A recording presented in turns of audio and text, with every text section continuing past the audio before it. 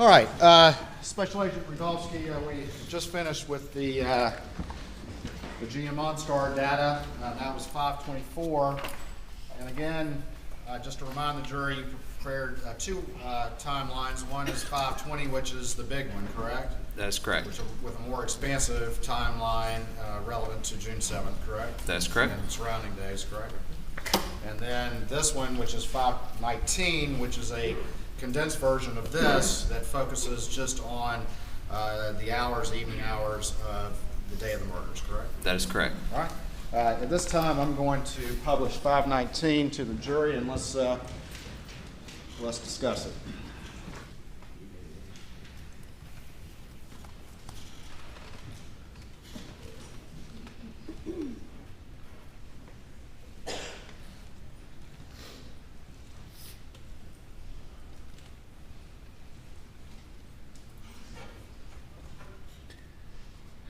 All right, just real quick, I want to go through this opening page, and this is the condensed one, 519, is that correct, up on the screen? That is correct. All right, and has your name on it, correct? That is correct. All right, and then we have a reference guide right here, and if you would just explain just some of the various sources of information that have been admitted before this jury that you ultimately synthesize into this summary timeline. Okay. What we have here is we're going to have cell bright extraction report. It's going to be for Paul Murdaugh, which as you go through this timeline, PM is going to refer to Paul Murdaugh. We're going to have AM, which is going to be Alex Murdaugh's cell phone extraction, and then MM, which is going to be Maggie Murdaugh. So anytime you see the abbreviations, that's what it's going to refer to. We have their cell phone extractions here. We also have the FBI telemetry report. We have the FBI CAS data. We also have different reports from the phones, like the Axiom reports. We have an ALPR report in here, which is actually probably not in the condensed one. That's going to be automated license plate reader data for Maggie Murdaugh's Mercedes. We're also going to have some Snapchat data, and then data from Rogan Gibson, Paul Murdaugh, Alex Murdaugh, Maggie Murdaugh, and Buster Murdaugh's CDRs, which is the call data records from Verizon. Pause you real quick. So we have extractions. Tell the difference to the jury, and I don't mean to point out with the stick, between an extraction and then CDRs or SIL data records, please. So the extraction is going to be what, like Britt Dove testified, what he actually extract out of the phone. And then the CDRs is going to be what Verizon testified, which is going to be their records of phone calls and text messages. So two separate data sources from two separate entities. All right, and continue on, please, with the remainder of the data in your summary timeline. We have referenced here a couple different, like Knowledge C database. That's kind of like the Axiom database. It's just another database that was, records were provided to me from. We also have a PMPED building access log, and then in the big timeline we have the 911 recordings, and then just want to point out a Dylan Hightower extraction. That would have been the first phone extraction of Alex's phone 2 days after the 7th. All right. And then we have the GM OnStar data. Okay. All right, and then down at the bottom here, we have some color-coded things on the left of the screen and then a box on the right. So quickly explain to the jury what those reference points mean, please. On the right of the screen, you're going to see the 2021 Suburban log file excerpt. Frykowski from FBI had that Excel sheet with all the different colors and everything. This is going to be a reference guide, so when you're going through this, what the colors actually mean on the data. Right, and give an example of what you mean by that. So you're going to see kind of that reddish, pinkish color. That's going to mean that the infotainment center is booting up. So when we go through this timeline, you're going to see that data section highlighted with that color. That's what you'll know is happening with the data. If you see pink, it's going to be a propulsion. When you see blue, it means that it's either in and out of park. And that's kind of just how we're going to be reading it as we go along the timeline. All right, and then these addresses have colors over here, and just, we don't have to go through every one, but the first one, that red one, what one is that? 4147 Moselle Road. All right, so if we see that little red box with an arrow on it, that's Moselle on the map? That is correct. And then the green is what? It's going to be Alameda, the Alameda property. We'll talk about the others as we go through. All right. All right, let's start moving through it.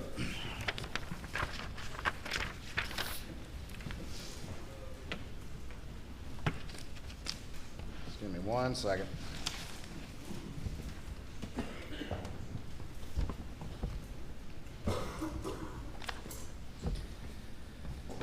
All right, all right, so this timeline, this condensed timeline begins roughly when?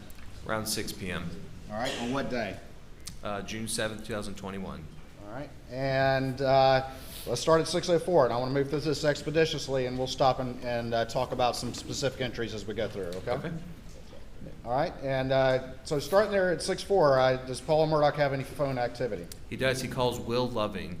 And as you can see in the parentheses, it's going to say PM extraction. That means it was pulled off of Paul Murdaugh's phone extraction, just for reference. All right, and Will Loving, that's the individual that testified weeks ago. That is correct. And 6:08, what activity we see on Paul's phone? He makes an outgoing call to Dad, which is identified as Alex Murdaugh. It shows answered, but 1 second long. All right, and what was the source of that information? That was from Paul Murdaugh's phone extraction. It does not show up in Alex Murdaugh's original logical dump or the second one from Britt Dove, but it does show up on his CDRs from Verizon. So that'd be the records that Verizon actually keeps for the phone. All right, and can a user of a phone affect the CDRs that are with the Verizon phone company? They cannot, no. Or can the user affect what data remains on their phone?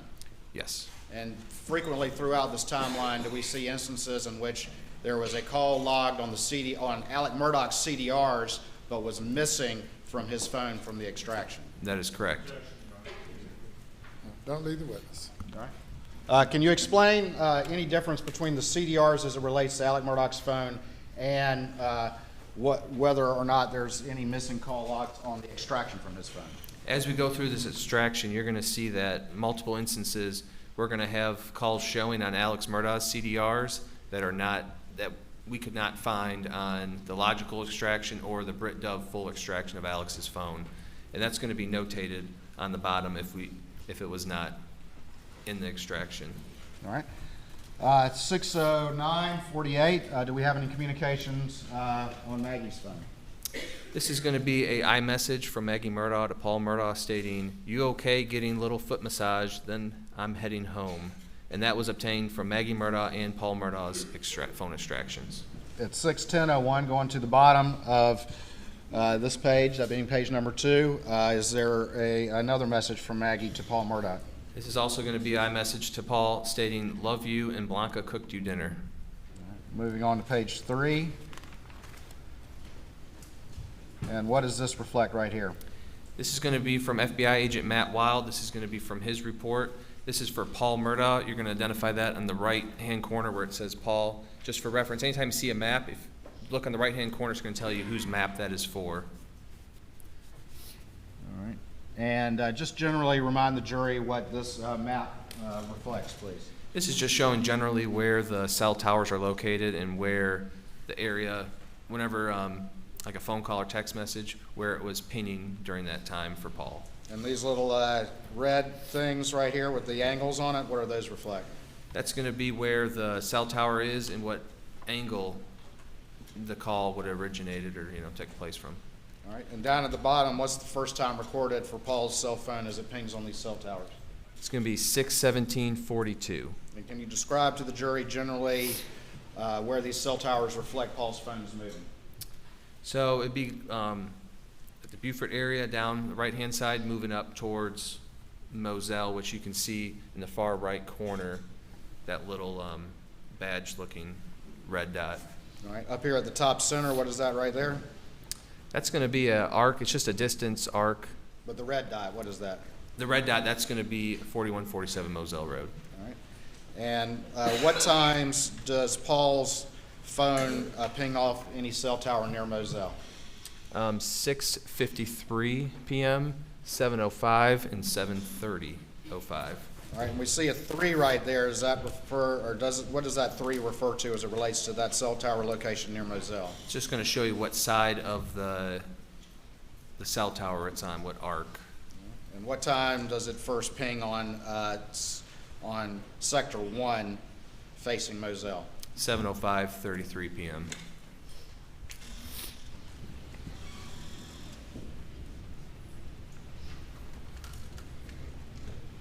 All right, moving to continuing on page 3, we have a time reference at 6:20:53. Can you explain to the jury what, if anything, that indicates?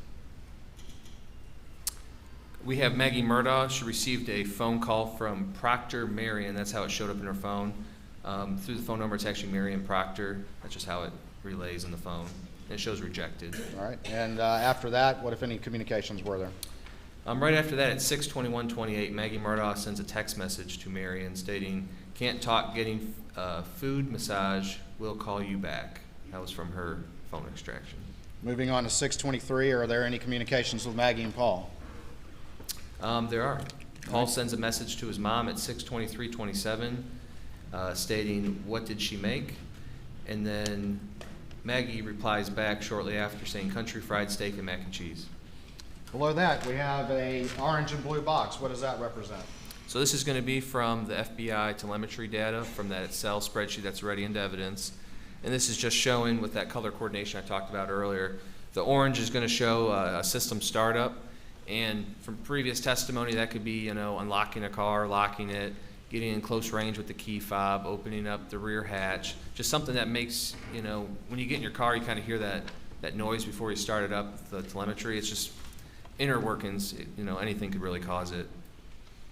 Well, I'm asking you, going back to that map, the incident location at Moselle where Paul and Maggie were found murdered, what county is that in? That's going to be Colleton County. And then if you look, we have the pink, which is going to kind of show propulsion, and then blue, which is going to show some kind of shift in the vehicle transmission. All right, down to the bottom, 624, what is that? 624-2, that shows from the FBI report, telemetry report, that the Suburban shows a device connection. That would be Alex Murdaugh's phone? That'd be correct.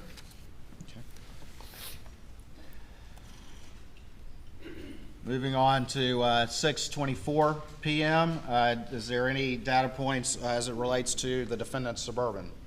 It is. We have one at 6:24:18 around the PMPED law firm. All right, and what time is that? No, 6:24? 6:24:18, correct. All right, and that map there, is that a data point from the CAST data that you just explained to the jury? That is correct. All right. Moving down, we have some various messages from some of the individuals. Is that right? We do. Okay. We have Alex Murdaugh receiving a phone call from Jay Parker at 6:25. 6:27, Paul is sending a message to Britt, saying maybe Saturday. He calls Robert Boyle shortly after, and then at 8:38 p.m., Rogan calls Marianne Dempsey. And to your recollection, what is Marianne Dempsey to Rogan at this period of time? I believe it's a girlfriend currently at the time. All right, moving on to page 5. Mm-hmm. What does this map represent? Who is this from, this map? This is going to be from Matt Wild from the FBI. This is directly from his report. And what phone does this map reflect? Top right, it's going to say Alex Murdaugh with associated cell phone. All right, and then there's a box below that. Explain to the jury again what that box represents. So the box below that, that's going to represent all the times that the pings were logged that Matt Wild actually put in the report. And then the black circle with the angle in the middle, what is that? That's going to show you the cell tower and then the kind of angle that the calls or texts would have been in. And what property is in the sector of that cell tower? 4147 Moselle Road. And it's identified by that red badge-looking dot. All right. On here, this box with the times, those are times of what again? This would have been times of activity that would send to a cell tower that they would have data on. In the 6 o'clock hour, what is the latest time period that you see Alex Murdaugh's phone reflecting activity? 6:52 p.m. And then after that, what's the next time period that you see him reflecting activity? The next time showing on the map is going to be 9:04:24 p.m. Does the defendant's cell phone reflect any activity between 6:52 and 9:04? Between 6:52 and 9:04, there's no activity reflected. At least on the cell pinging. That is correct.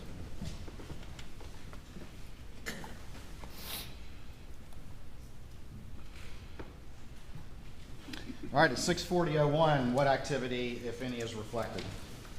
Paul calls, and it's going to show up as PA in the extraction, which is Alex Murdaugh based on the phone number. It shows it was answered. It was 2 minutes and 29 seconds long. This call also does not show up in the phone extractions for Alex Murdaugh, just on his CDRs. It was in the defendant's CDRs? That is correct. All right. And it was also in Paul's phone. It shows the phone call. 6:42, and what if anything's reflected?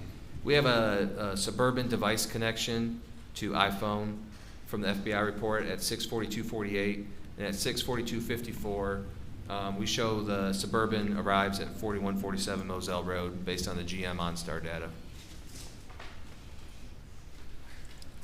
All right, and going on to page 6, is that your CAS map reflecting that data point you just described? That is correct. It's going to be the 6:42:54 data point. And what happens at that moment? That's when Alex Murdaugh is going to arrive back from the PMPED law firm from work that day.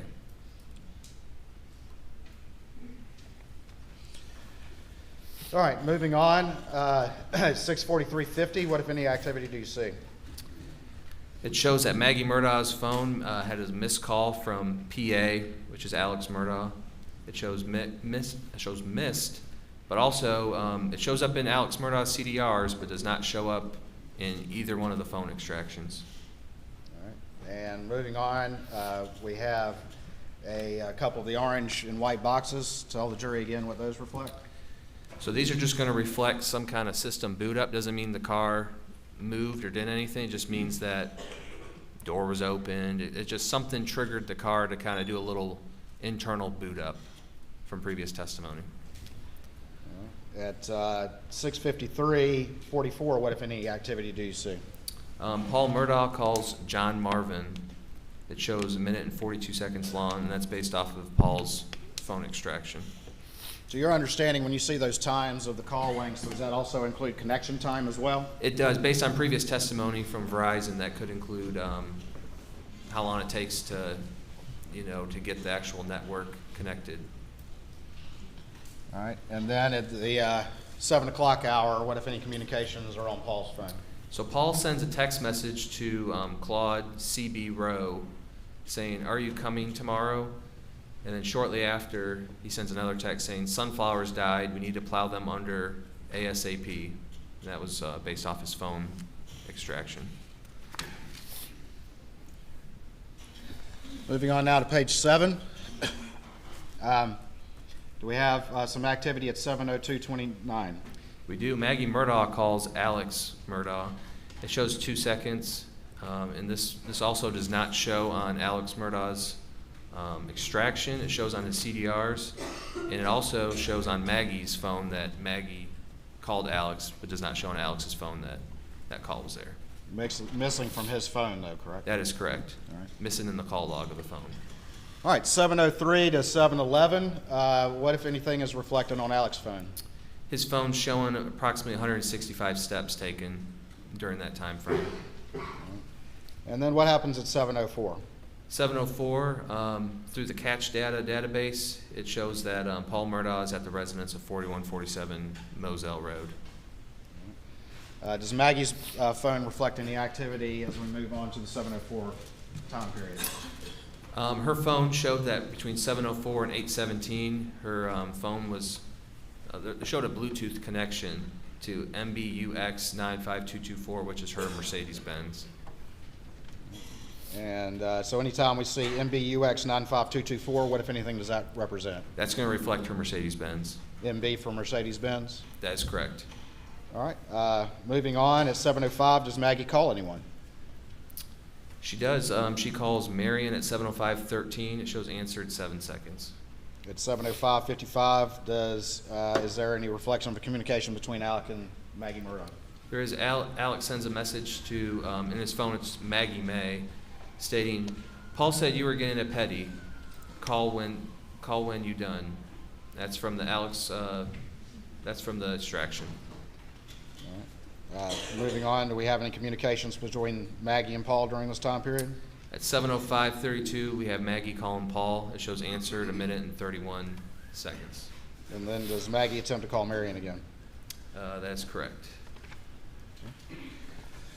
And I'm sorry, that would be at the bottom of the screen. Yep, that'd be Right the now. 70749. Maggie Murdaugh calls Marion. And when it says Marion, it's Marion Proctor.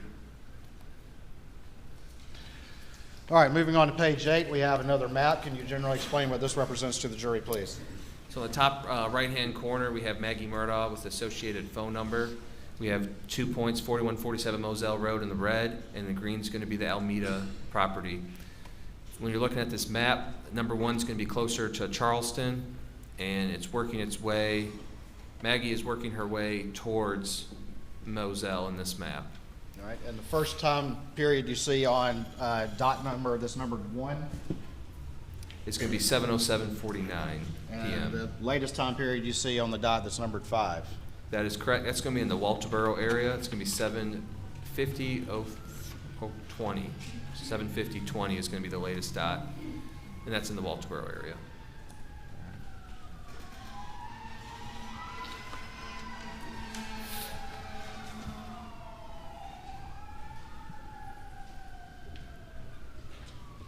All right, moving on, looking down at 7:09:43, what if any activity do we see on Maggie's phone?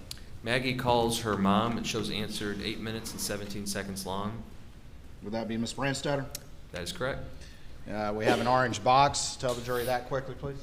So that's just showing a system boot up. Could have been getting close to the Suburban, unlocking it, locking it, opening up a door, or it could just be some kind of internal components based on previous testimony from the FBI. After that, we have 2 entries. Can you tell the jury what those 2 entries are, the time periods, and what they represent, please? Yep. So the next 2 entries is going to be 7:14:13 to 7:22:19. It's going to be Paul Murdaugh's iPhone showing approximately 208 steps traveled during that time period. And the one below it's going to be 7:15:35 to 7:21:52. This is going to be from Alex's phone, showing that approximately 200 steps were taken during that time frame. So we have 208 steps taken from Paul during his time frame, and then Alex is around 200 steps traveled. And both those time periods for those steps for Alec and Paul, are those generally roughly the same? Generally the same. Consistent? That's correct. 7:18:44, what if any activity do you see? Alex Murdaugh sends a text message to CB Rowe saying, "Call me, please." Going now to page 9. At the top, those 2 entries, again, explain those 2 entries to the jury. So the first entry is going to be Paul Murdaugh's iPhone from 7:25:03 to 7:34:47, and it's showing 139 steps taken during that time period. This is approximate. 7:28:35 to 7:37:11 is going to be Alex Murdaugh's iPhone, showing approximately 47 steps traveled during that time period. All right, 7:30 p.m., we have another data point indicating Maggie's trip home to Moselle. That is correct. All right, we got another map. Tell the jury what this one is, please. This map's just showing that her phone was pinging. It's starting at 7:30. Whose phone is this This is again? going to be Paul. I'm sorry, Paul Murdaugh. It's going to be the right-hand corner. So it's going to say Paul Murdaugh with the phone number on top. This is just showing where his phone was pinging on June 7, 2021, starting at 7:30, and then all the way to 8:40 p.m. All right, we see 2 cell towers there and then some arcs. Where do those arcs intersect? The arcs intersect close to the property at Moselle Road. And if you would, just tell the jury the earliest time that's reflected here and the latest time that's reflected here. The earliest time reflected is going to be 7:30:05, and the latest time reflected is going to be 7:40:21 p.m. on June 7, 2021. So Paul's phone is at the Moselle location according to this data. That is correct. All right.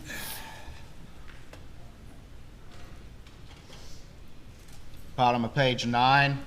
Do we have any communications between Maggie and Marion Proctor? We do. At 7:31:13 p.m., we show a call from Maggie to Marion at 7:39, which is the length of the call. 7 minutes and 39 seconds. That's correct. Does that include connection time as well? It does. Do we have any step data on Paul's phone in a time period around this time? Paul's phone shows between 7:35:10 and 7:41:43 It shows roughly around 171 steps traveled during that time frame. 737 and 738, do we see any activity on Paul's phone with some of his friends? Yeah, Paul receives a Snapchat message from Michelle Beck stating, BC, I have short-term memory loss, and that was based off his phone extraction. And then Paul Murdaugh receives an iMessage from Megan Kimbrell stating, Paul.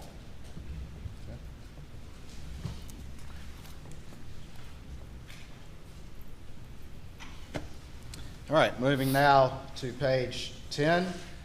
Going to 739.55. Can you tell the jury what that data point reflects on your summary timeline? So from earlier testimony, you've seen this this video. This is just a thumbnail picture, and this is when it's showing it was created in Paul Murdaugh's phone.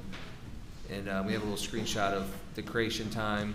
It's going to show 7:39:55 is when this thumbnail was created in Paul's phone. And remind the jury what video that is. I see we got a thumbnail there, but Yep. what video is that? This is going to be that Snapchat video that was sent to a few friends of the tree. You have Alex Murdaugh on the tree that's leaning over. All right, and again, this is when that video, at least the timestamp, was its creation? That's correct, based on previous testimony, yes. All right. 741 to 748, what, if anything, is reflected on Alex's phone? We show that 29 steps were traveled on his phone, approximately between 7:41 and 7:48. All right, and just talked about the Snapchat video. Looking at this map, whose phone is this, and explain these data points to the jury, if you would, please. Or whose phone is this first, if you would, please. So this is going to be Paul Murdaugh's iPhone, and below it, it's going to be his iPhone location data. So this is not going to be Verizon location. This is going to be location data directly off of his phone. So this is GPS data that's more specific? That is correct. All right, and we see a number of dots up here. What is this area up here generally sort of in the center of this image? That's going to be the kennel area, and then there's that little house, The cabin? the cabin. All right, and what time periods in that upper box do we see GPS data on Paul's phone up there in the kennel cabin area? We're seeing between 7:45 and 7:54 is location data for that Is area. 754 or 756? 7:56, sorry, it's hard to see. All right. And then we have two data points at the bottom. Mhm. Is that, where is generally that on the property? That's going to be what previous testimony talked about, like a dove field. Mhm. It's going to be past the main house, closer to the Godley Farm roadside, and that's going to be a data point at 8 and 42 seconds and 8 and 44 seconds. 8 p.m.? That's correct, 8 p.m., June 7th. Oh, darn it.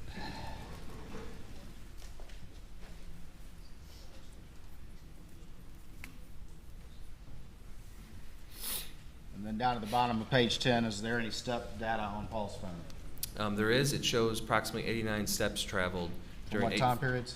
7:45 p.m. to 7:55.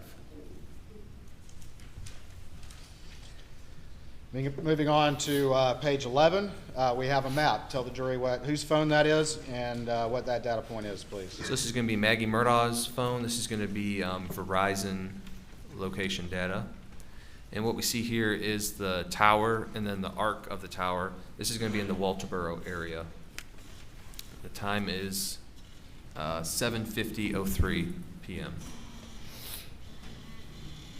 All right, and moving down, we're starting to see some references, and there's a little battery symbol on the side. What does that represent? So that's going to represent battery life. So right here, this is going to be at 7:52:28. It's going to show Paul Murdaugh's iPhone battery at 7%. And in your review generally of Paul's cell phone data, was it generally consistent for him to continue to use his phone even if he had a low battery life on it? That's correct. All right. And is that also consistent with the testimony from David Grubbs from yesterday or the day Previous before? testimony, yes. All right, below that, 7:55 time period, we have two entries. Can you explain those two entries to the jury and how they relate to each other, if anything? So 7:55:44 to 8:05:28, we have Paul Murdaugh's iPhone showing approximately 262 steps traveled. And a close time frame from 7:55:32 to 8:05:07, we show Alex's iPhone traveling approximately 270 steps during that time period. And then at 7:56, what is reflected as it relates to that Snapchat video? This is when the Snapchat video referencing Alex Murdaugh would have been sent through Paul's Snapchat account to his friends, based on previous testimony. And it was created, you already testified to this, but it was created when? I believe 7:39:55. And it was sent out to his friends when? At 7:56 p.m.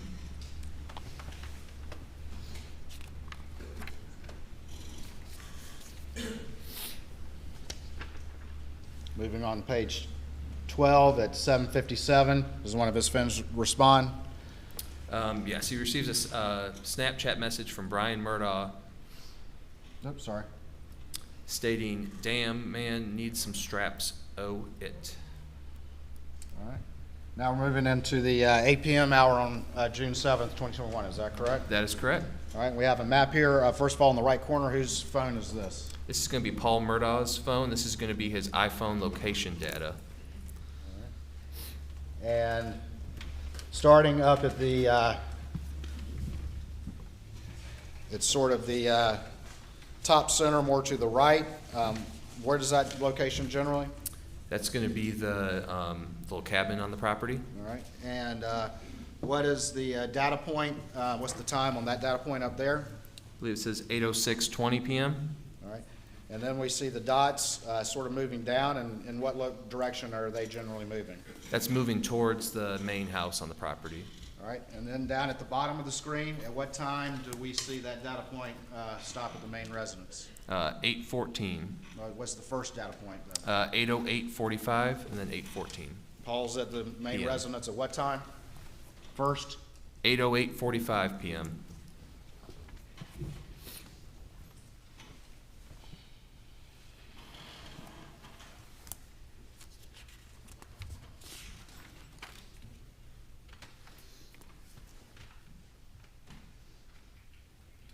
All right, and just on page 13, we have some earlier data points. Is this map kind of out of order just a little bit?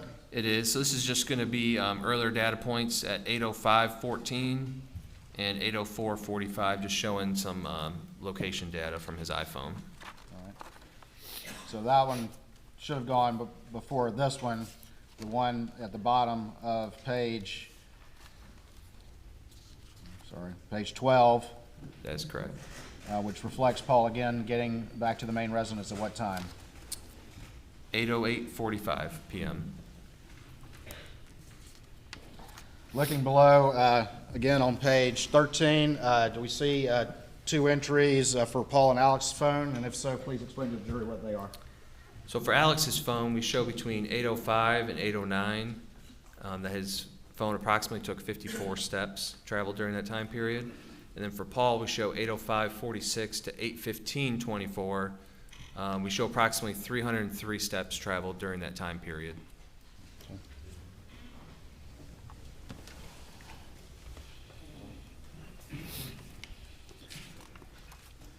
Moving on to page 14, do we see that same map again of Paul's phone reflecting him arriving at the residence at 8:08? 8:08:45, correct. And then still pinging there at what time, at the bottom time? 8:14 p.m.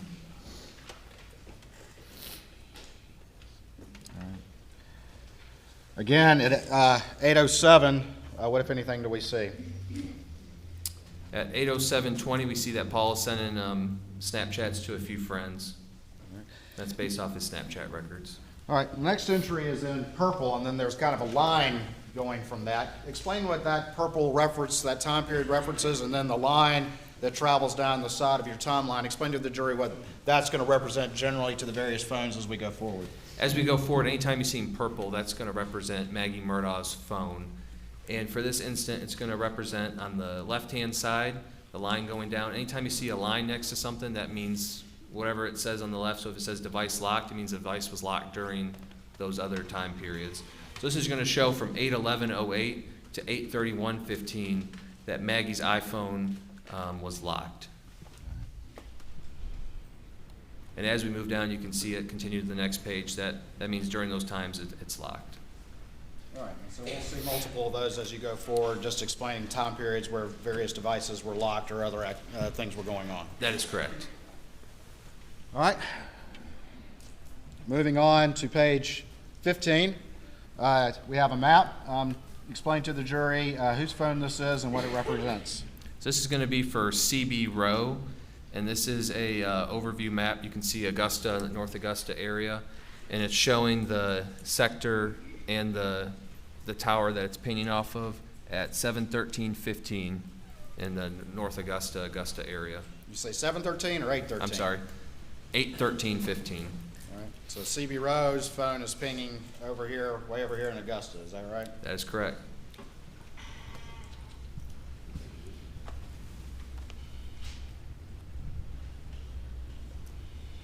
All right, moving to the next map. Whose phone is this? If you could tell whose phone this is, and then what data points you see on this particular map. So this is going to be Paul Murdaugh's iPhone location data, so it's going to be separate from like Verizon location data.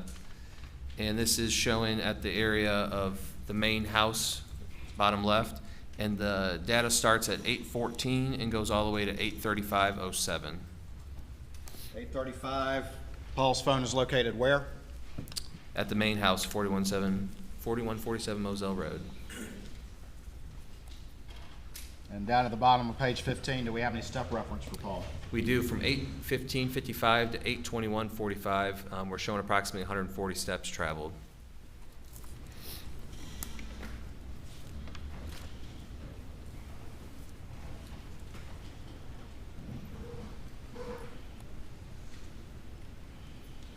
Paul arrived back at the residence about 8:08, you testified, is that correct? That is correct. At 8:17 and 14 seconds, what, if anything, do you see on Maggie's phone? So it's highlighted purple in reference to Maggie. It's going to show that her phone ended at the connection to the Mercedes-Benz, which is the MBUX 95224. It shows that it's unplugged. And what does that mean? What does that reference mean as it relates to Maggie's phone and the Mercedes she was driving? It means that she unplugged her phone From that vehicle. And the data generally reflects that she's at the residence at that point? That is correct.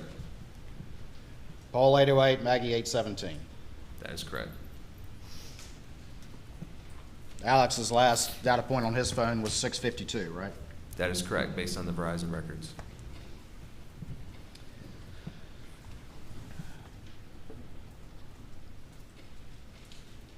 We have at 8:17:44 p.m., do we have a battery reference for Paul? We do. It shows that his iPhone was at 4% battery life at that time.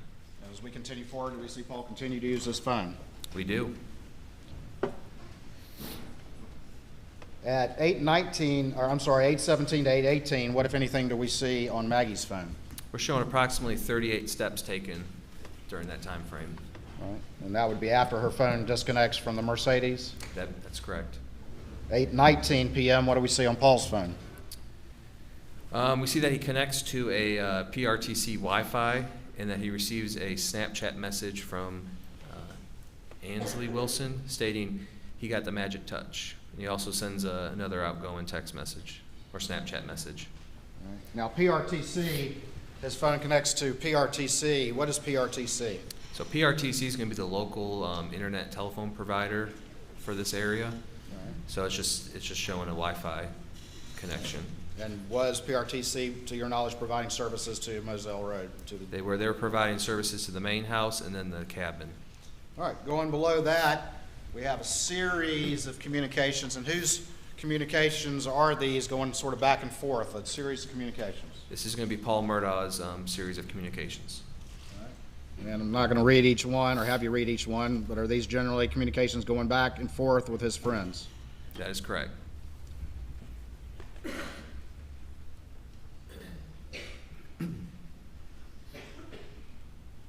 And on this page, they start about what time and continue through about what time?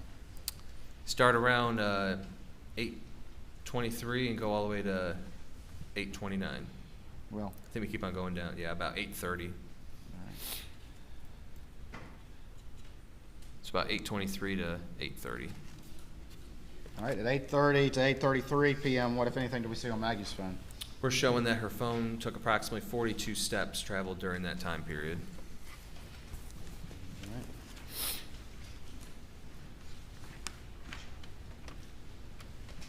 And that starts at what time that Maggie's phone starts reflecting steps? 8:30 p.m. About 8:30. Going on to the next page, page 17.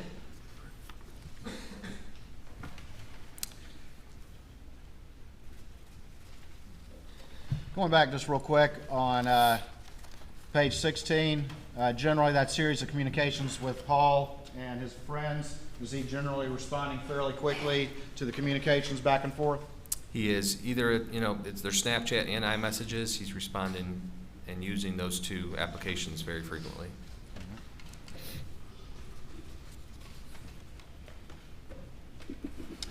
Now we're at the top of page 17 at 8:31 p.m.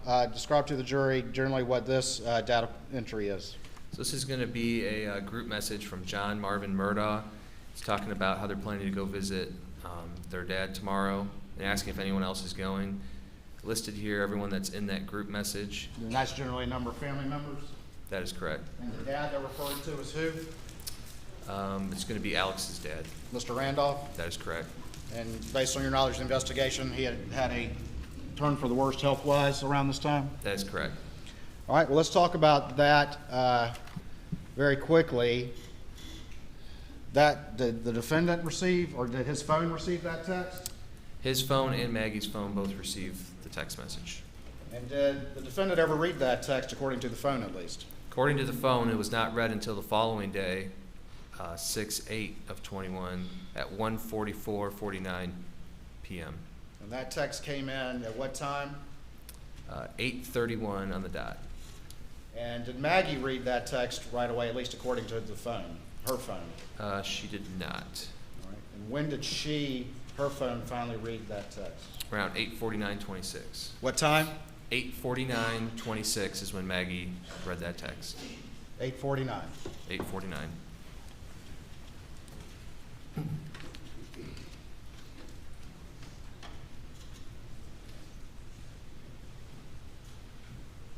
At 8:31, what, if any, entry do we see?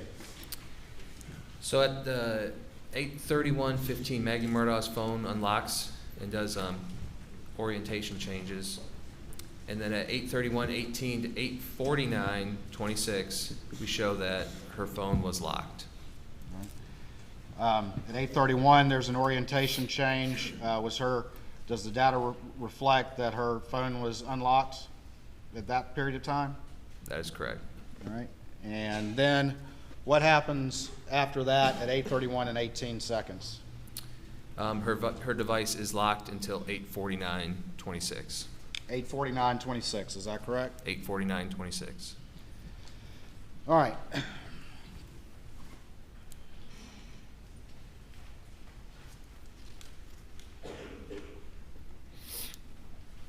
At 8:32:25, we have an entry in green and then a line going down. Can you explain to the jury those time periods and what, if any, significance they have? So green is going to reflect Paul Murdaugh. Anytime you see green, it's going to be Paul, and purple is going to be Maggie. That's reflecting that his iPhone moved approximately 283 steps during that time period. So on the left-hand side, as we go down, and you're going to see other data entry points, if you see the green next to it, that means that those steps are being traveled during that time frame. And now we have a map. Whose phone is that? This is also going to be Paul Murdaugh's, and this is going to be his iPhone location data. All right, and where is that iPhone location data located? That's going to be at the kennel area of the property. All right, and tell me the time periods that he is at the kennels at this point in time. At this point in time, he's at the kennels at 8:38:07 p.m., 8:44:53, 8:44:55, and 8:44:56.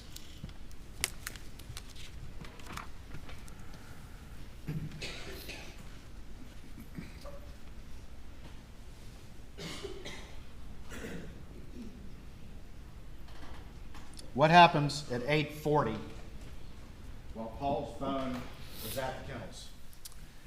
Paul calls Rogan Gibson. It shows answered for 4 minutes and 14 seconds. Starting at what time? 8:40:20. And if you have about a 4-minute call, what time does that end? 8:44.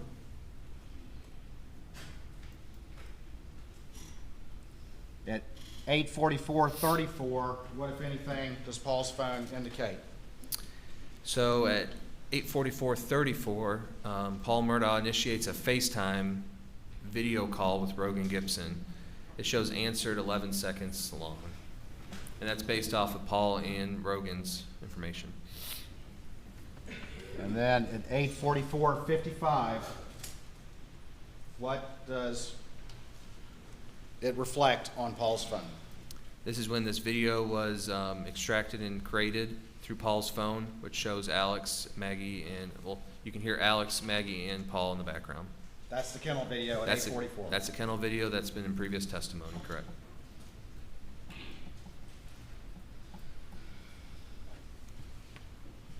Following below that, at 8:47 and 8:48, does Paul continue to communicate with his phone? He does. He uses the iMessage feature in his phone to send a couple messages to Megan Kimbrell. And it looks like it's based off of movie recommendations. Are those communications for 10 minutes or just for a couple of minutes or a minute or so? A minute or so.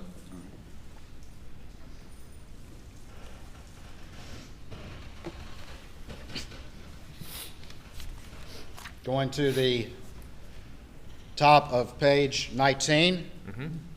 What time do we see there? 8:48:29. All right. And what's going on? What's Paul doing? He's receiving a message from Megan, and we have some backlight on data at 8:48:56. All right. And the next entry, tell me the time periods for that entry. 8:48:58 to 8:49:01. All right. And what happens there? Paul Murdaugh's phone that's the last time that it was unlocked, Ever? ever.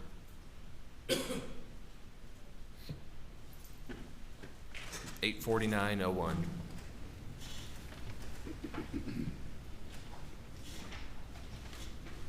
And the next activity that we'll see on Paul's phone occurred when? We have a backlight off from 8:49 to Going back to 8:48 to 8:49:01, you said that was when Paul's phone was last unlocked? That is correct. And continue on with that data entry, what does it indicate? What's the next time ever that Paul's phone shows any activity? 10:18. That's when. And the 8:48 to 8:49 p.m.? Oh, I'm sorry. Next activity notification is going to be the Rogan Gibson call at 9:58:35. That's the next time that any activity or notification shows up on his phone.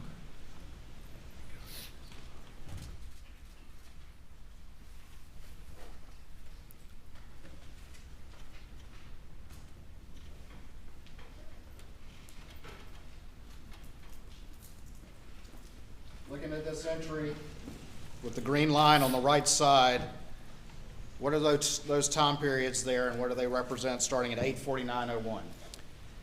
Starting at 8:49:01 to 10:34:23, Paul's phone shows device locked. Was it ever open again until it died at 10:34:23? It was not. 8:49:01 is the last time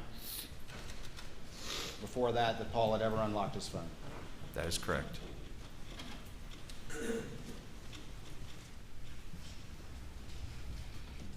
Just a few seconds later,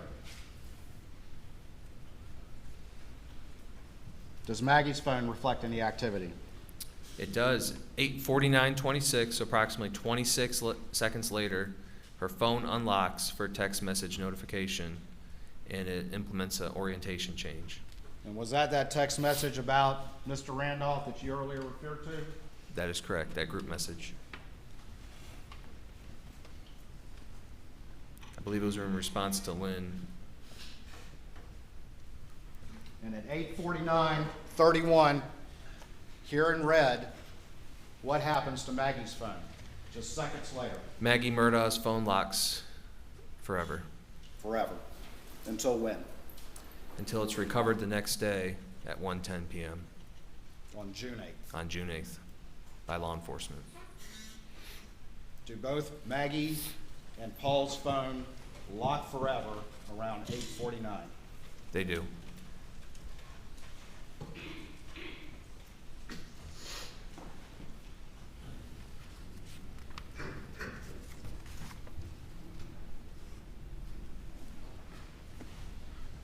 At 8:49:35, does Paul's phone receive a text from anyone? It does. It receives a text from Brogan Gibson. And what does that text say? See if you can get a good picture of it. Mary Ann, referring to his girlfriend, wants to send it to a girl we know that's a vet. Tell him to sit and stay, and he shouldn't move around too much. That shows unread. You never read that. Never read it. According to the investigation, is that the conversation that Paul and Rogan were actively engaged in starting at 8:40? That is correct. The kennel video was at what time? 8:44.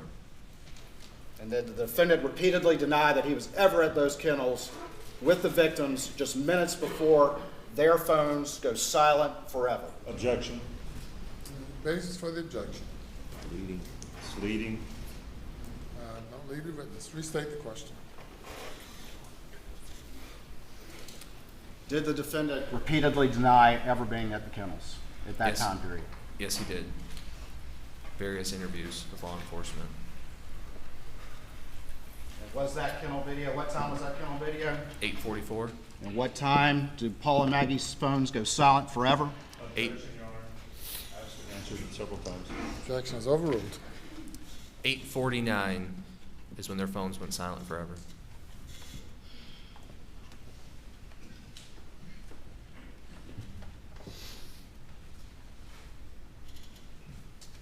At 8:53, do we see any activity on Maggie's phone? We do. At this time, as you can see to the right, her phone is locked, but we do see that 59 steps were traveled over the period of 8:53 to 8:55. And that just means the phone was moving, correct? That is correct. Do we see some orientation changes as well? We do. Between 8:53:08 and 8:55:32, we see various orientation changes, which would indicate that someone has the phone based on previous testimony.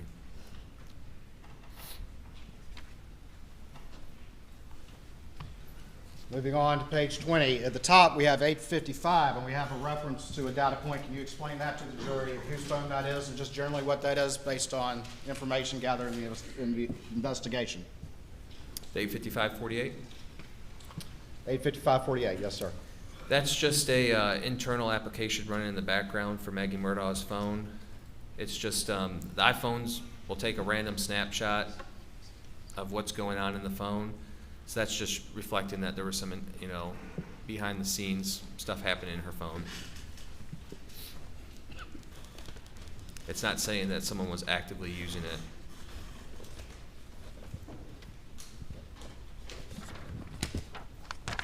Hold on for me just real quick.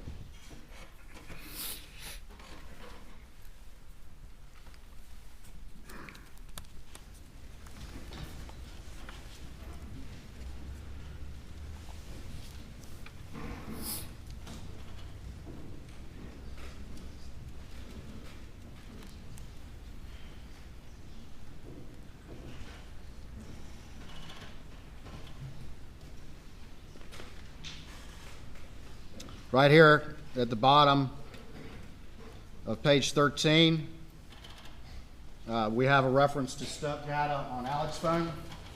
That's correct. And what are those time periods? 8:05:35 to 8:09:52. It's showing 54 steps traveled. All right. We'll turn into page 20.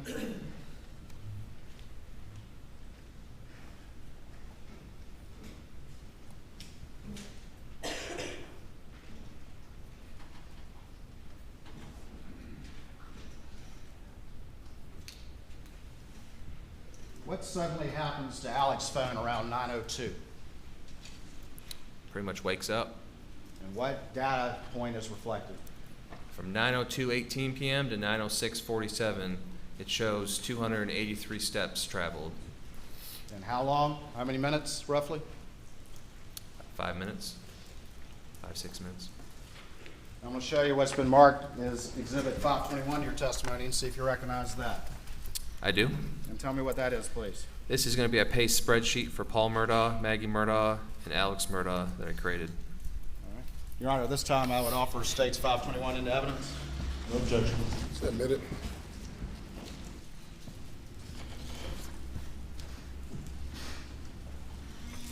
Can I have the Elmo, please?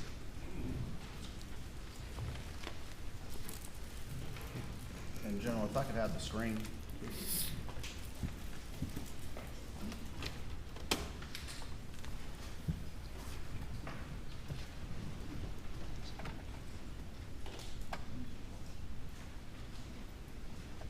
All right, tell the jury real quick, as we look at this exhibit just admitted, just generally, we have at the top, tell them quickly what this is and what these columns represent. Explain this chart, if you would. First column entry, that's just going to be from all the various entries from the phone data. We have a start time, we have a end time, we have the time elapsed in between the estimated amount of steps, and then we have a steps per minute calculation, which is going to be the far right. And the steps, those are the data entries in this timeline that you've been testifying to as reflected from the phone data. That is correct. And then the last column is just a simple calculation of steps based on the time periods of those readings. That is correct. And the last step readings that we have on Paul's phone are from what time to what time? The last step reading from Paul's phone is 8:32 to 8:42. All right. We have one for Maggie as well, is that correct? We do. Her last time frame is going to be 8:53 to 8:55. And then down at the bottom, who do we have? This is going to be Alex Murdaugh's PACE spreadsheet. Let's talk about this a little bit. If you would, start with entry 21. And what time periods is that? This is Alex's phone, correct? This is going to be Alex Murdaugh's phone. Right, time period? 6:52 to 7:02. How many steps? Approximately 283. And how many steps per minute based on a simple math calculation? Estimated 29.34. All right. 22, time period, steps, and steps per minute. 7:03 to 7:11. Approximately 165 steps. Estimated 19.20 steps per minute. 24, 24 is going to be 7:28 to 7:37. Approximately 47 steps. And estimated 5.46 steps per minute. 25, 7:41 to 7:48. We're showing approximately 29 steps, 3.97 steps per minute. 26, 26 is showing 7:55 to 8:05, 270 steps, approximately 28.2 steps per minute. 28, 28 is going to be the 8:05 to 8:09. It's showing approximately 74 steps. That's 17.28 steps per minute. and as you testified, that was the last entry on Alex's phone before we get to the 9 o'clock hour, is that correct? That is correct.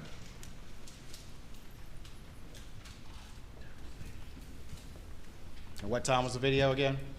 8:44 p.m. Let's talk about 27. What's the time period there? Time period's going to be 9:02 to 9:06. How many steps? 283 steps, 70.75 steps per minute estimated. He was a busy guy right then, wasn't he? It appears.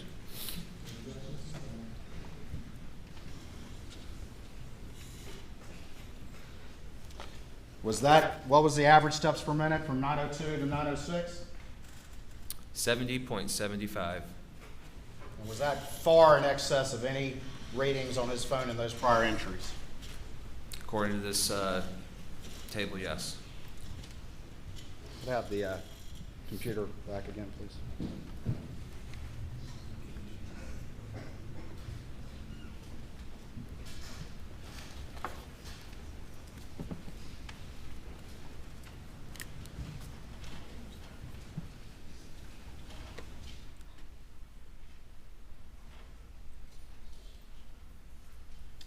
We have a map here on Paul's phone.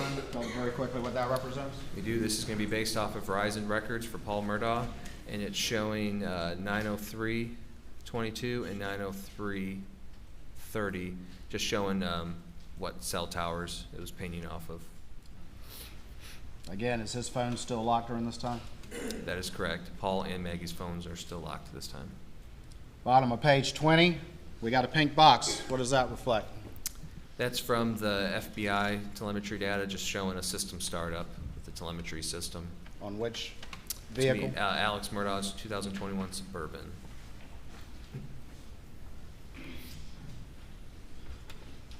Is there a CDR reference to Mary Ann Dempsey attempting to call Paul?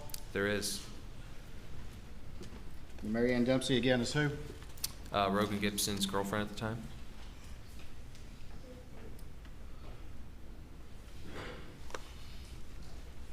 We have two entries after that. Can you explain those entries to the jury and tell the jury what those are, please? Yep. So at 9:03:52 to 9:04:23, Maggie Murdaugh's iPhone backlight is on. At 9:04:23, Alex Murdaugh calls Maggie Murdaugh, shows 18 seconds in his CDRs. This does not show on that Dylan Hightower first extraction or the second extraction. And it also shows missed on Maggie's phone extraction. That one's missing from Alex's phone, correct? That is correct. In the call log, it is missing.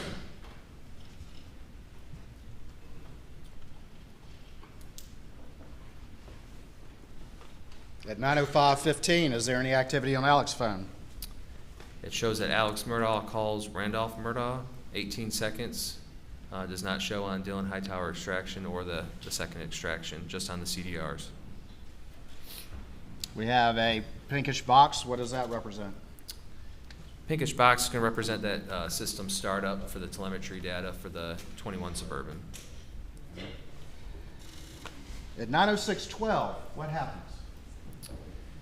Between 9:06:12 and 9:06:20, Maggie Murdaugh's phone implements orientation change from portrait to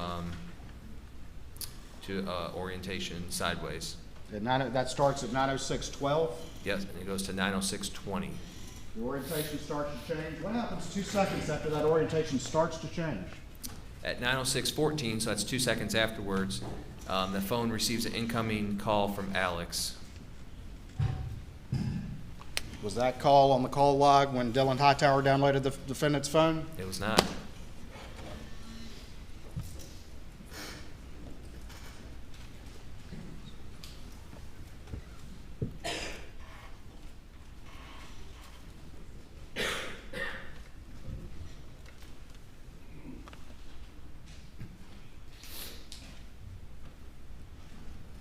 Nine 9:06:14 and 9:06:15. Are those referencing that missed call that showed up on Maggie's phone?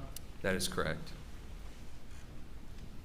And 9:06:20, we're still seeing an orientation change? Yep, that's when the orientation ended. Moving down to the bottom of page 21, we have a bluish and a green box. Tell the jury what that is. So, according to the FBI telemetry data, the blue is going to indicate a shift in the transmission, and then green is going to show driving. The Suburban's underway. That is correct, according to the telemetry data. At the bottom of page 21, is there another call from Alex Murdaugh's phone to Maggie's phone? There is at 9:06:52. Alex calls Maggie. It shows 7 seconds long, and that's based off his CDRs since it was deleted off the call history. It wasn't on Alex's extraction, correct? It was not. 2 missed calls? 2 missed calls.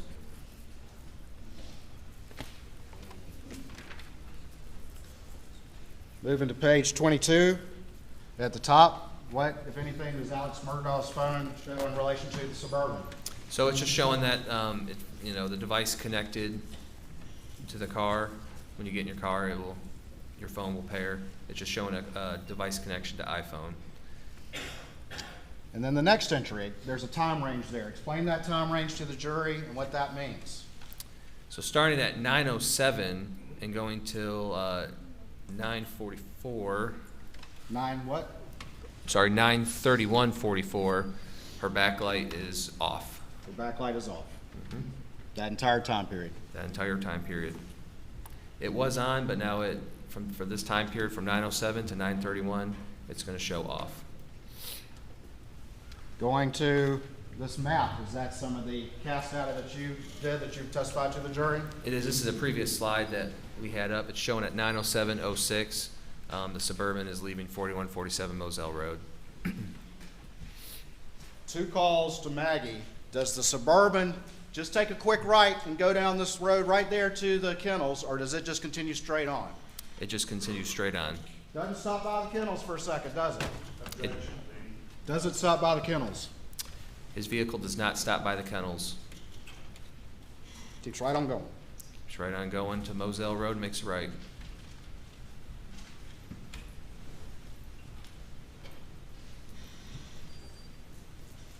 Going down to the bottom of page 22.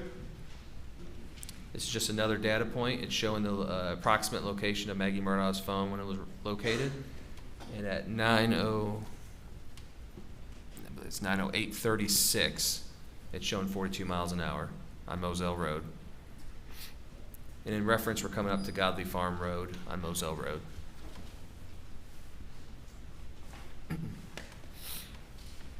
This is at 9:08:36. And then we have, below that, we have a reference to a data point that you previously showed to the jury at 9:08:42. Yep, it's going to be on the next page. All right.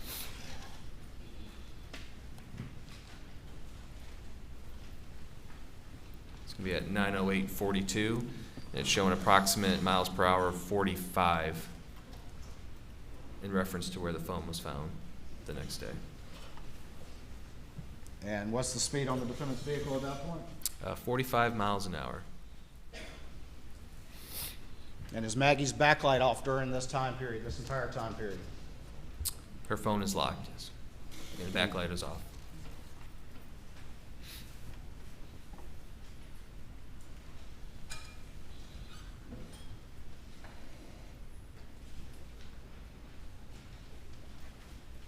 At 9:08:58, what do we see? Alex Murdaugh sends a iMessage to Maggie stating, "Going to check on M, be right back." This shows unread in Maggie's phone.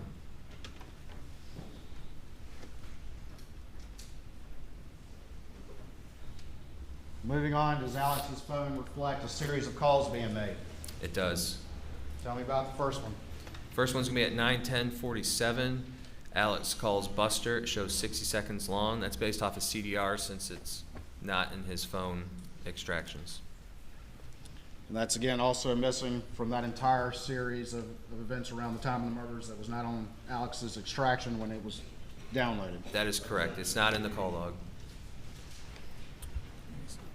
I'll move on now. Been asked and answered.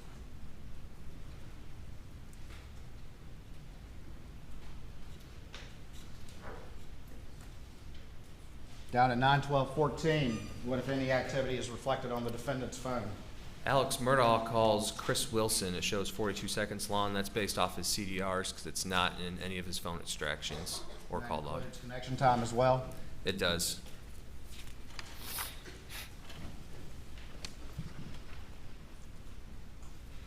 Moving on to page 24, we have a map. Tell the jury quickly what this map reflects. This is going to be an Alex Murdaugh location map from Verizon. It's going to show at 9:12:14 what tower and what sector it's pinging off of. And then at 9:18:46, what tower it's pinging off of. The red dot's going to be Moselle, green one is going to be the Alameda property. Moving on to the next map, is that similar information of the defendant's trip from Moselle to Alameda? It's similar, it's just going to show you the coverage areas for each tower.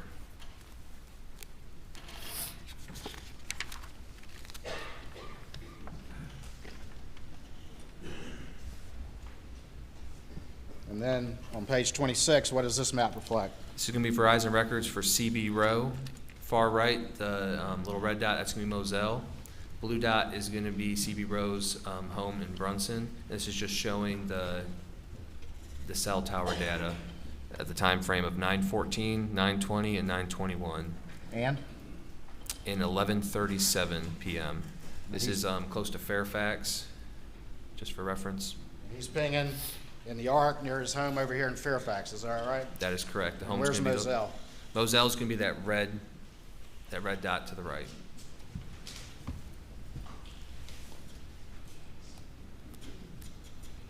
At 9:18:46, what if any activity is reflected on the defendant's phone? At 9:18:46, Alex Murdaugh calls John Marvin Murdaugh. It shows 106 seconds, and that's from his CDR since it's not on either phone extraction call log.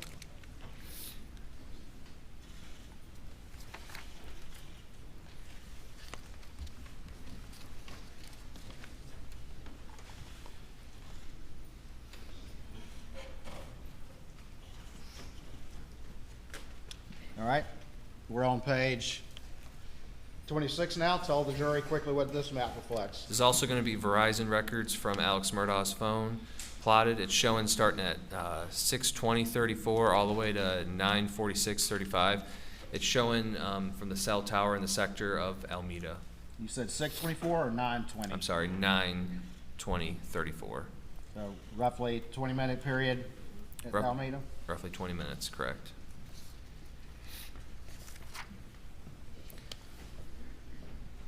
Moving over to page 27, what is this map? This is just going to be a zoomed-in picture from the previous one, just showing the same time frame, just showing a little bit more zoomed in from the cell tower in proximity to Alameda.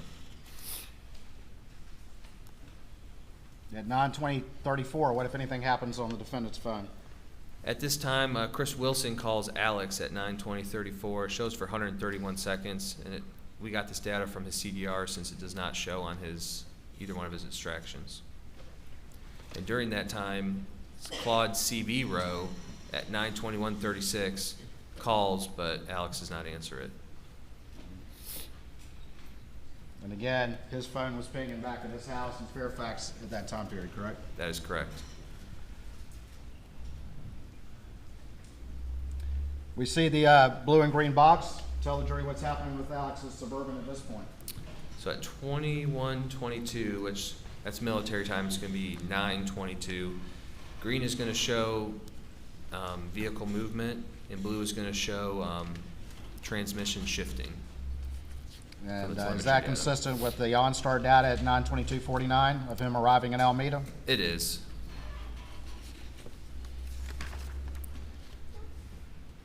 And on page 28, is that data point that you just referenced? That is correct, 9:22:39.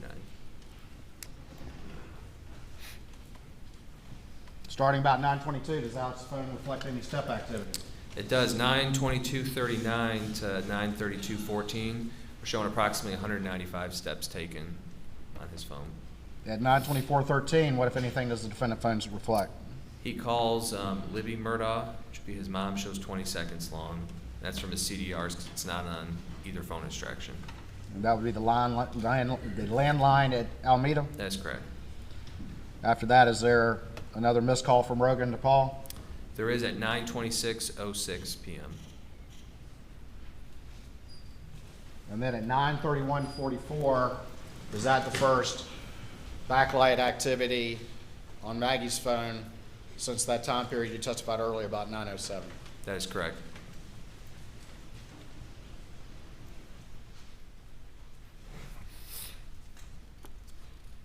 At 9:34, around that same time, is there any communication on Maggie's phone? around the time of that backlight activity. There is at 9:34:14, Rogan Gibson sends an iMessage to Maggie Murdaugh saying, tell Paul to call me. And that shows unread. Never read? Never read.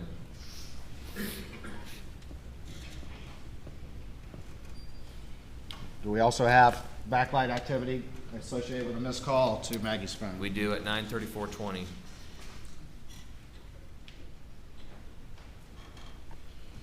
Up here at 9:34 to 9:36:20, it says Maggie Murdaugh's iPhone backlight. Is that backlight off? That's going to be backlight off.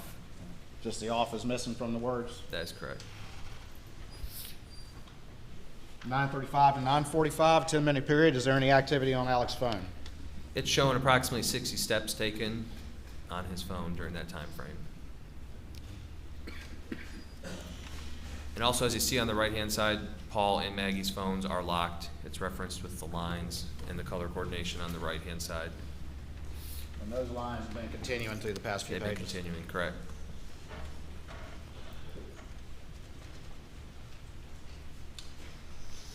We have some orange and purple boxes. Quickly tell the jury what those are.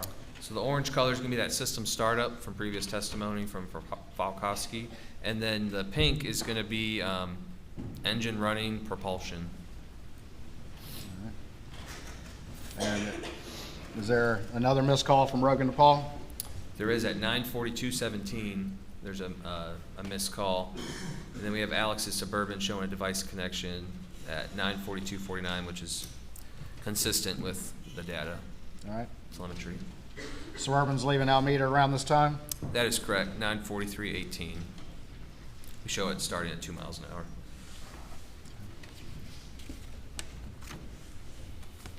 We have some additional telemetry consistent with him leaving. We do. Is there any activity on Maggie's phone at this point? So at 9:44:04 to 9:45:04, it shows that her backlight was off. And is there a missed call associated with that backlight activity or around the same time? Yes, Maggie Murdaugh received a call from, it's going to show as PA in the phone extraction, which is it's Alex's number, and it shows missed. And was that call missing from Alex's phone extraction? It was missing from both phone extractions.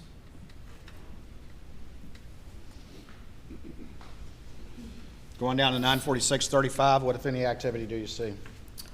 It shows that Alex Murdaugh called Paul Murdaugh. It shows 18 seconds long. That's with the connection time. And that is based off of Alex's CDRs. It does not show in either extractions. 9:47:23, what do we see, if anything? Alex sends a iMessage to Maggie stating, call me babe, and that shows unread in Maggie Murdaugh's extraction.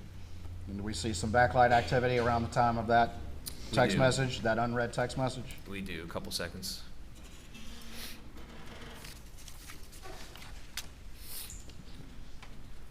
Do we have a map here? Just generally, what does this reflect? We do. This is going to reflect the coverage area of the cell tower between Moselle and Alameda. And this is whose phone? This is going to be Alex Murdaugh's phone. This is going to be his Verizon records, not location data from phone. Moving towards the direction of Moselle? That is correct.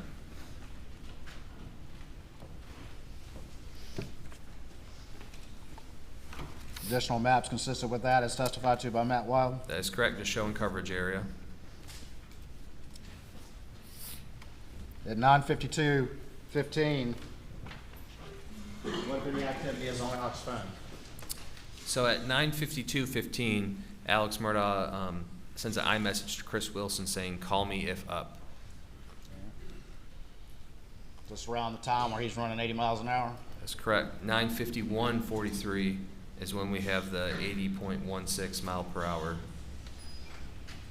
All right, moving over to the next page, is there any further activity?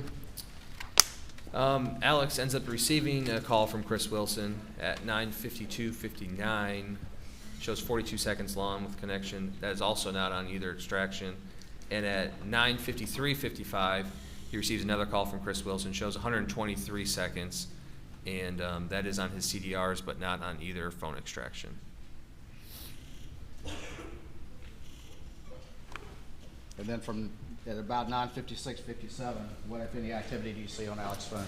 So from 9:56:57 to 10:06:57, it shows that Alex Murdaugh traveled approximately 231 steps traveled during that time. Starting at what time? 9:56:57 to 10:06:57. Remind the jury what time the 911 call was. It was 10:06:14.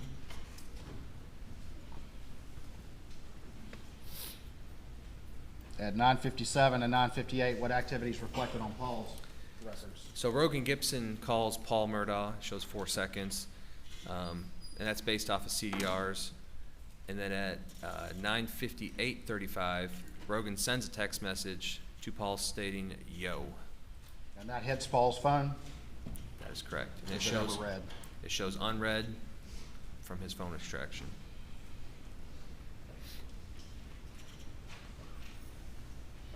We have a bunch of green and blue boxes. Is this more telemetry data from the Suburban? This is, the green's gonna represent drives and blue is gonna represent some kind of gear shifting with the vehicle. But the GM OnStar data reflects what, about 10 on the dot? It reflects him pulling into the driveway at 4147 Moselle Road, the main entrance. And where did the Suburban go first? The Suburban went directly to the house, bottom left. It didn't go to the kennels first, it went to the house first? That is correct. And what time does it arrive at the house? Or what time right there in that map? That's what, the map at the top? That's of- what the time that it pulls into the driveway.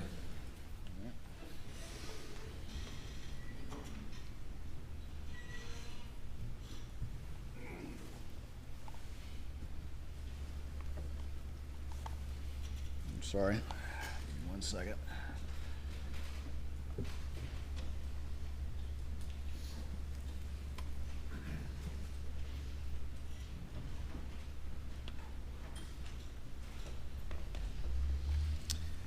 At 10:03:36 p.m., there's 2 entries around that time. Can you tell the jury what, if any, activity you see as it relates to Maggie's phone? So Alex Murdaugh calls Maggie Murdaugh's phone at 10:03:58, and backlight is on associated with that. And then starting about 10:04:08, what don't we see for a time period? So from 10:04:08 to 10:46:40, there is a gap in activity. I don't see any activity on Maggie's phone at all through the Knowledge C database. At 10:05:06, what, if anything, does the data reflect? It reflects Alex's Suburban leaving the main house based on the GM data. Going over to page 35, is this one of your cast maps? Yes, it is. It's 10:05:06, and it's showing the time the Suburban starts to leave down to the kennels. And going to the next map, what time is that? Next map's going to be 10:05:57. That's the arrival time at the kennels. According to that GPS location data. Yes, sir, from GM and OnStar. What's that time again? It's going to be 10:05:57. Down at the bottom of the page, what time is the 911 call? 10:06:14. How many seconds is that from the time the Suburban arrives at the kennels and he calls 911? Roughly 20 seconds. 20 seconds. That's correct.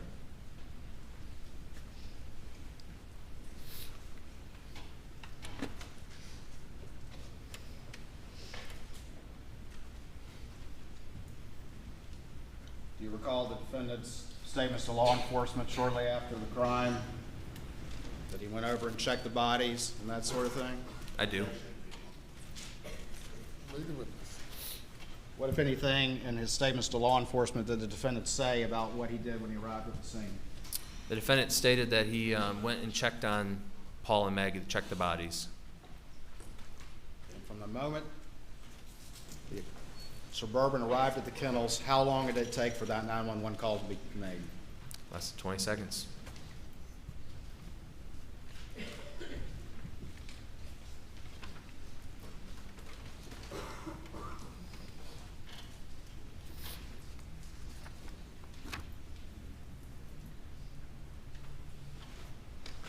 Another call from Rogan to Paul that never be answered.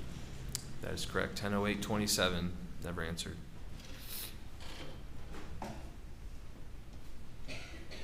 At 10:11:54, what happens? This is when Alex Murdaugh was on the 911 call, stated he was going to go get a gun. This was at 10:11:54. This is when the Suburban is showing leaving the kennels.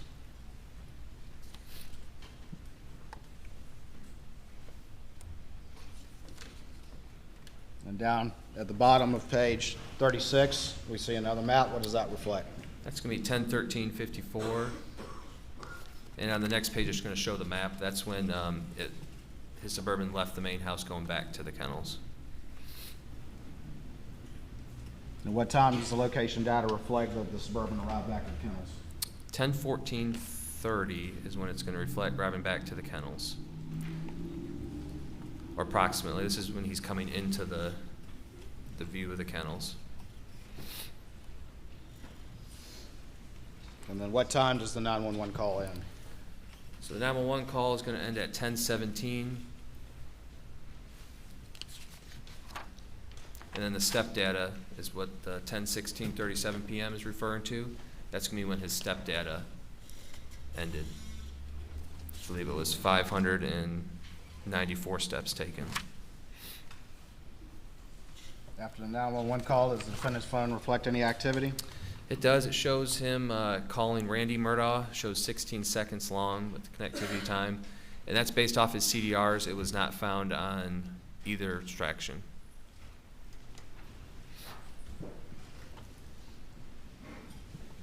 And then also we have a 10:18 where he's sending a text message to Randy saying, please call me emergency. Is there step activity around this time on Alex's phone? There is 10:18:53 to 10:28:05. We're showing approximately 525 steps taken during that time frame. And does Paul's backlight come on again at 10:18? It does 10:18:08 to 10:18:20. We're showing backlight. Was that after the 911 call had ended? No. I'm sorry, yes. Yes, it was. Yes, it was. Yes, it was. So 10:17 is when the 911 call ended, and this would have been at 10:18:08. So this would have been right after. And the last text that hit Paul's phone was from whom? Rogan Gibson. I believe it said yo. Paul's phone still hitting, of course, at the kennel location. That is correct. This is going to be off of his iPhone location data. And where was Paul's phone found again, according to your knowledge of the investigation? It was found on Paul's rear end, facing up.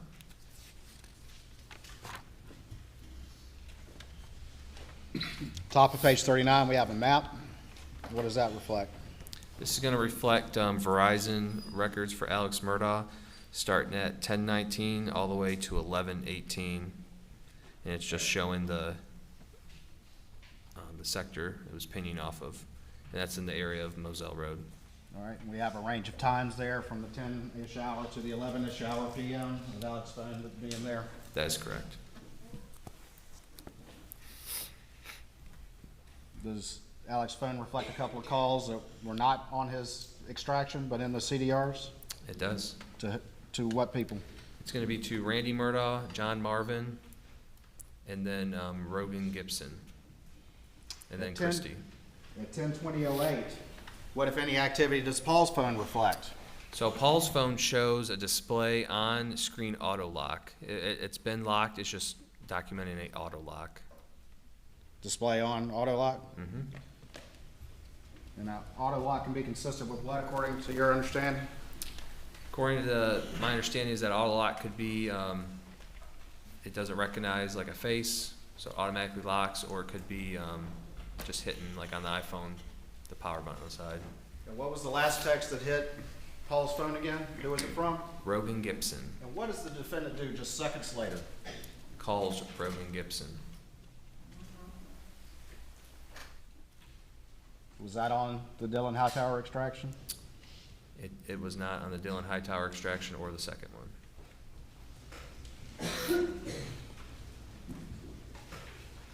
You mentioned before that there was a group text about Mr. Randolph's health. And when did the defendant finally read that text? The following day, so that'd be June 8th, 2021. At 10:22:09, was there a text that the defendant read?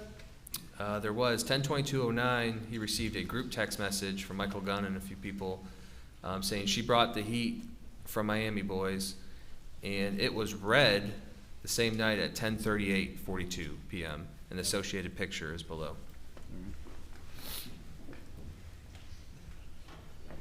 The 10:24 and the 10:25 hours, what, if anything, does the defendant's phone reflect? Alex tries to call Rogan, and then he sends an iMessage stating, "Call me." And then he attempts to do a FaceTime, and this is going to be the first log that we see on his phone records is going to be this FaceTime call with Rogan on his extraction for the day of June 7th, 2021. Multiple attempts to contact Rogan. Huh? That's correct. And what time does law enforcement arrive on the scene? Approximately 10:25 is when the first deputy arrived on scene. 10:25. That's correct. We see step activity around this time on Alex's phone. We do. So we had a group of step activity end at 10:28:54, and then we had a new group start at 10:28:54 that goes to 10:37:27. It's showing 320 steps traveled approximately. And does the defendant's phone reflect any phone activity after that? It reflects at 10:29:17 a call to Randy that shows answered 42 seconds long. That's also not on the extraction. And then a FaceTime with Rogan at 10:30:31 that does show on the extraction. That was attempted FaceTime. That's correct. I believe in previous testimony, Rogan said he was asleep during the time. Moving on to page 41. This is going to be a Paul Murdaugh Verizon records. This is just going to show the the tower and then just the location, and you can see Moselle Road within it. This is a 10:34 time period.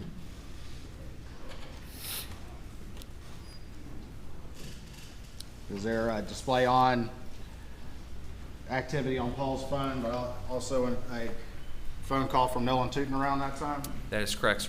Correct. Around 10:34, it's showing display on and then a Nolan Tootin phone call. And then finally, what time does Paul's phone finally die?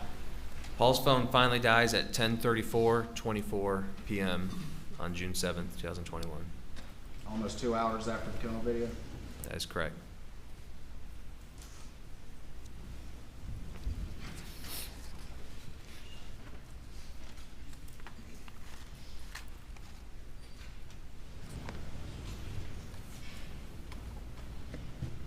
And Maggie's phone stays locked until when?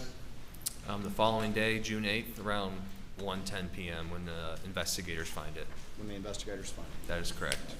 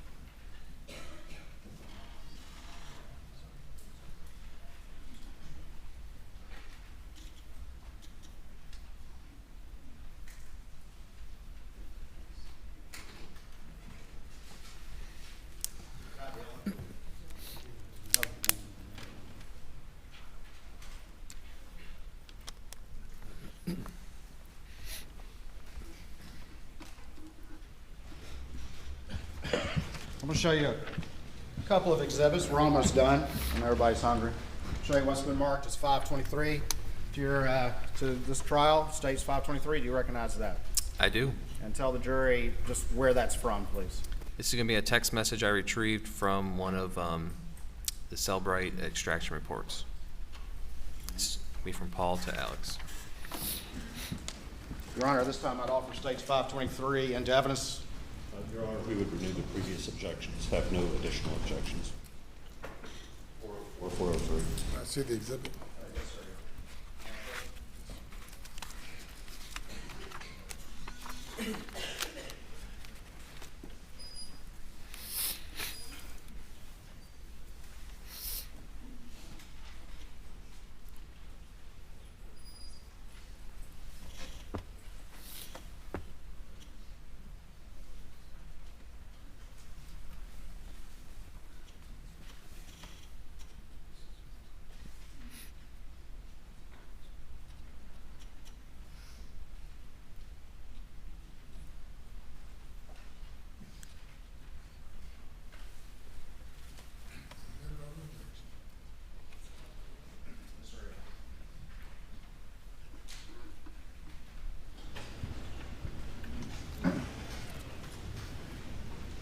I'm going to show 523. And this is a text from which person to which person? So this is going to be from Paul Murdaugh, and it's going to be to, it says voicemail. That's going to refer to Alex, because this is obtained from his phone. It's going to be the owner. So that's going to be Paul to Alex.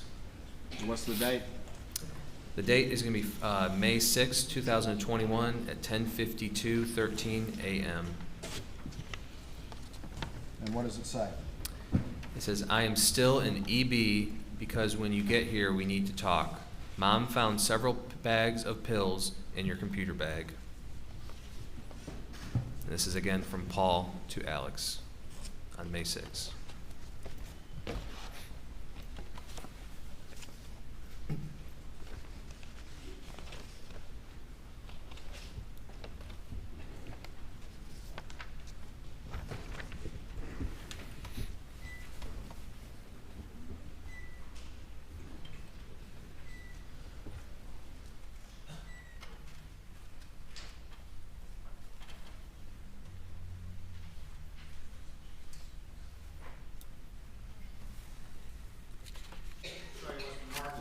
States 553. Let's see if you recognize this exhibit. Okay. I do. Tell me what that is. This is going to be some searched items that I obtained from Maggie Murdaugh's extraction report. Your Honor, this time I'd offer states 553, I believe, without additional objection. No additional objections, Your Honor. Admit it. And tell the jury what this exhibit is, please. So this is going to be Google searches. Far left, you're going to have a timestamp. The source, which is going to be Safari, that's for Apple.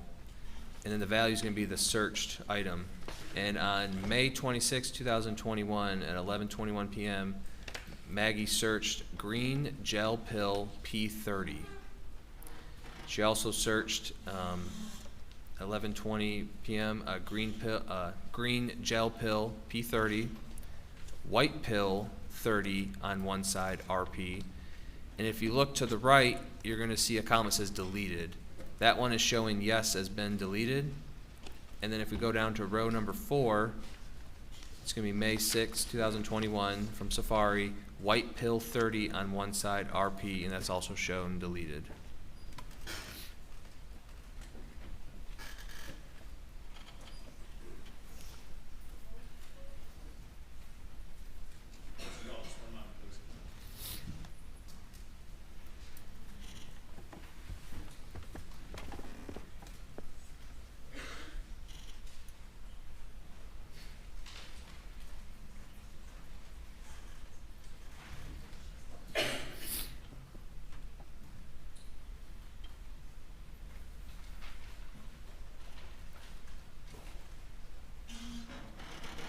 Could you slide it down just a little bit? I just want to make sure there's not another entry.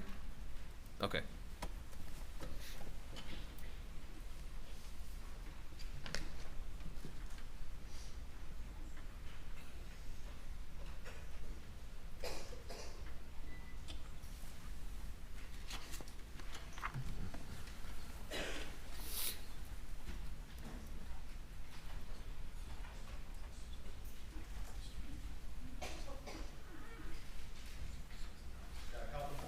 Show you what's been worked with stage 556 and see if you recognize this exhibit. I do. And tell just generally what is this? This is going to be a text message thread between Alex Murdaugh and Russell Lafitte. And at the time, where did Russell Lafitte work again, to your understanding? Palmetto State Bank. And Your Honor, this time I would offer states 556, I believe, without additional objection. No additional objections beyond the 403 and 404 objections previously ruled upon. See the exhibit. May I question, Your Honor?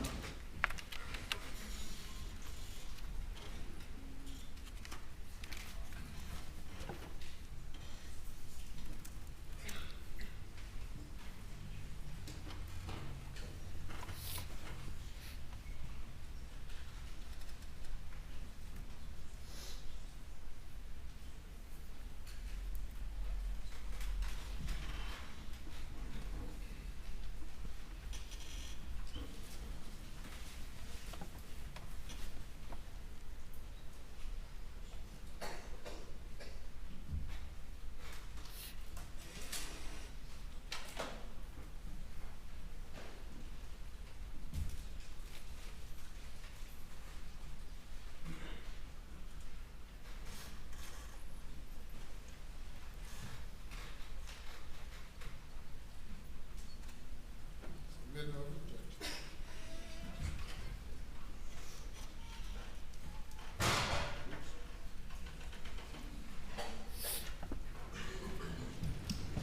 Right, I'm gonna put states 556 up on the screen. And again, tell the people on this text and the time and what it says. So this is going to be a text from voicemail, which is going to be Alex Murdaugh's phone, to Russell Lafitte. It was sent on June 3rd, 2021 at 3:22 p.m. This is from Alex stating, "I need to extend farm credit line another $600,000. My dad will sign also if needed. How much turnaround will that take?" And again, that's from Alex to Russell Lafitte on June 3rd, 2021. Show you two final exhibits, states 554 and 555, and you recognize those. I do. And where were those found? These are found from Maggie Murdaugh's iPhone extraction. Your Honor, this time I don't offer 554 and 555 into evidence, I believe without objection. No objections. They're admitted.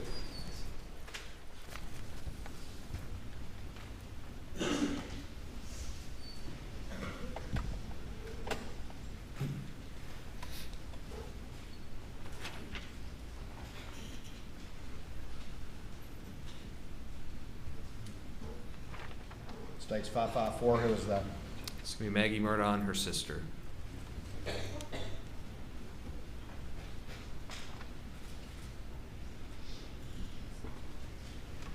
States 555, who is that? It's going to be Buster Murdaugh, Maggie Murdaugh, and Paul Murdaugh.